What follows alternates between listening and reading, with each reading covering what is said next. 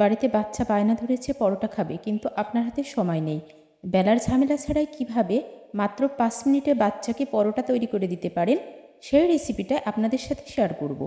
আসসালামু আলাইকুম, আমি সুমায়া শম্পা। রেনেসা শম্পা কুকিং রেসিপির আরও একটা নতুন ভিডিও দেখার জন্য আপনাদের সবাইকে ওয়েলকাম। আজকে আমি আপনাদের সাথে শেয়ার করব মাত্র 5 মিনিটে বেলার ঝামেলা ছাড়াই কিভাবে খুব সহজে পরোটা তৈরি করে নিতে পারি। তার জন্য এখানে আমি 3 কাপ পরিমাণ গমের ফ্রেশ আটা নিয়ে নেব। তারপর স্বাদ মতো লবণ দিয়ে দেব। লবণটা দিয়ে খুব ভালোভাবে মিক্সড করে নেব। মিক্সড করা হয়ে গেলে 3 কাপ আটার জন্য আমি 3 কাপ পরিমাণ পানি দিয়ে নেব।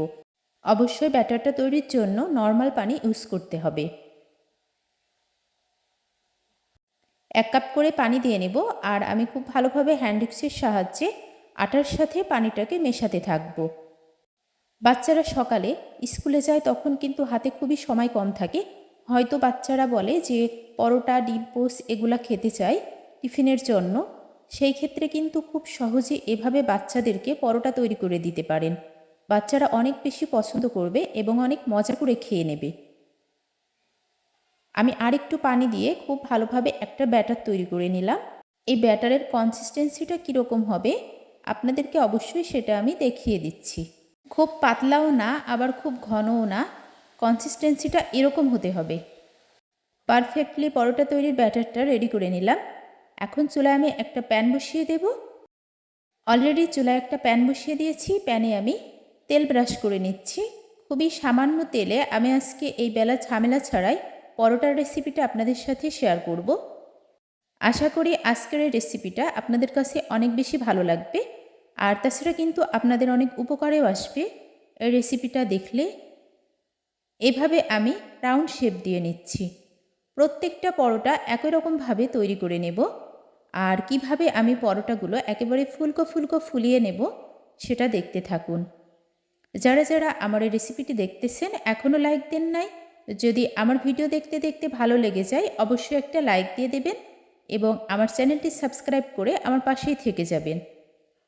আর যদি অতিরিক্ত ভালো লেগে যায় তাহলে ফ্রেন্ডস অ্যান্ড ফ্যামিলিদের মাঝে আমার এই রেসিপিটি বেশি বেশি শেয়ার করতে পারেন। আপনার একটা লাইক কিন্তু আমার এই ভিডিওটা শেয়ারের জন্য কাজ করবে, যার জন্য আমি বারবার বলতে থাকি যে অবশ্যই একটা লাইক দিয়ে দিবেন। অলরেডি একটা পরোটা আমার ভেজে নেওয়া হয়ে গেছে। আমি আরেকটা পরোটা দিয়ে নিলাম।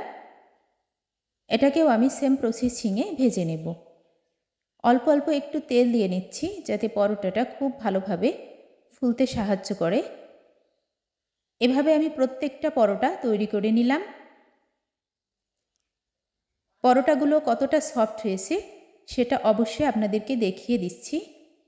একেবারেই সফট হয়েছে, আর এটা কিন্তু দেখে বোঝার কোনো উপায় নেই যে এটা বেলার ঝামেলা ছাড়াই আমি তৈরি করে নিয়েছি। আশা করি আমার এই রেসিপিটি আপনাদের কাছে অনেক বেশি ভালো লেগেছে।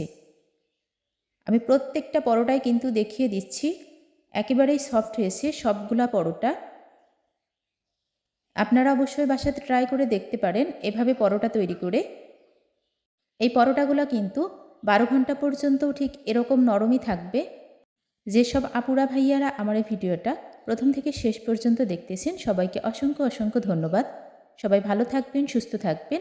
ফিরে আসবো আবারও নেক্সট কোনো রেসিপি নিয়ে। আসসালামু আলাইকুম, আল্লাহ হাফিজ। Thanks for watching.